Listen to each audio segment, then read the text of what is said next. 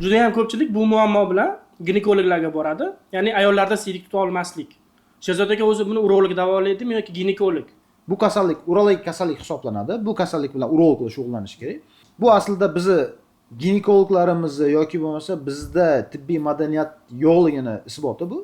Pastligini isbotlab beruvchi omillardan bittasi nimaki urologik kasalliklarni ko'pchilik ginekologga olib boradi. Va juda ko'p ginekologlar ham bizga urologga yuborishmaydi yoki urologiyani o'zlari yana bitta yo'nalish qilib turib o'qishmaydi. Ginekolog bo'lib turib urologiyada xabarlar bo'lmasdan turib bunga yechim berishga harakat qilishadi. Bu aslida noto'g'ri. Juda ko'p bemorlar keladi, bir necha yillardan beri bu yo'nalishlar bo'yicha ishlagan, bu muammo bilan kurashib kelgan va eng achinarlisi juda katta miqdorda pullarni yo'qotib turib, eng kamiga sog'liqqa ham ziyon qilib qo'yish. Va bu bemorlarimizda vrachlarga bo'lgan ishonchsizlik paydo bo'ladi. Bu aslida kichkinagina operatsiyacha, ya'ni vaziyatdan kelib chiqilgan holatda. Albatta, shunaqa holatlar bo'lishi mumkinki, yengil holatlarni to'g'ri davolash bilan, oddiy medikamentlar davolash bilan bu holatni hal qilish mumkin. Bu yerda operatsiya qilinadigan bo'lsa, operatsiya ham oddiy kesareva qilgandagi beldan pastiga narkoz berib turib, nimaga ayollar naborot kesareva deyishyapti-yu. Bu kesarevadan ko'ra ancha yengilroq bo'lgan operatsiyaga borasan desa hech kim undamaydi.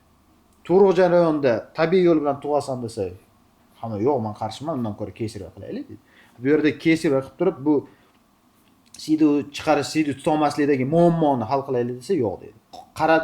Qaraladigan bo'lsa, tibbiy jihatdan qaraladigan bo'lsa, bunda asorat bo'lish ehtimoli kesarevadan ko'ra ancha kam. 30 minut, 40 minutda bu ayol yillar davomida siydi tutolmaslik bilan aziyat chekkan ayollar 30 minut, 40 minutda yechim beramiz, bo'ldi. Bu odamda muammo yo'qoldi.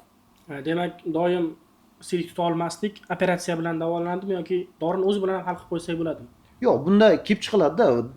Yana o'sha gaplashganimizdagi darajasi. Holatlar borki, oddiygina estrogenlar bilan, konjugerin estrogenlar bilan, shu mazlar bilangina bu oraliq muskullardagi tonusni tiklanadigan bo'lsa, odatda bu qanday yoshdagi? Odatda klimaks yoshidagi ayollarda bo'ladi. Klimaks bu kelgan o'sha shunday ayollarda muskullardagi tonus kamayganning hisobiga siydik tutolmaslik bo'ladi. Va og'ir tug'ruq o'tkazgan ayollarda, shunday bemorlarda, travmasi bor ayollarda bu holatlar kuzatiladi. Agarda og'ir tug'ruq o'tkazib, qanaqadir travmalar bilan bo'lgan bo'lsa, bu ayollarda ko'pincha operatsiya bilan yakunlanadi.